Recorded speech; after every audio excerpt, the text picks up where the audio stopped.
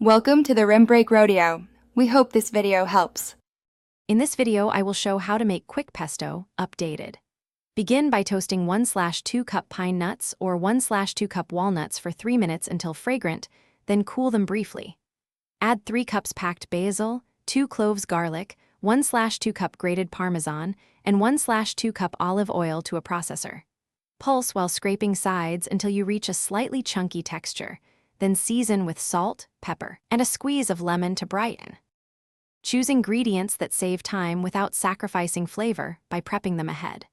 Roughly chop basil and garlic so the processor works quickly and evenly. Measure oil and cheese before blending to avoid overworking the basil. Taste mid-blend to adjust salt and lemon, and reserve a bit of oil to loosen the pesto if it becomes too thick.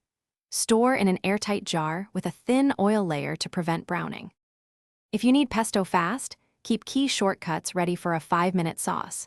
Use pre-washed basil and pre-grated cheese, and measure nuts and oil in advance. Pulse in short bursts to retain small green flecks for texture.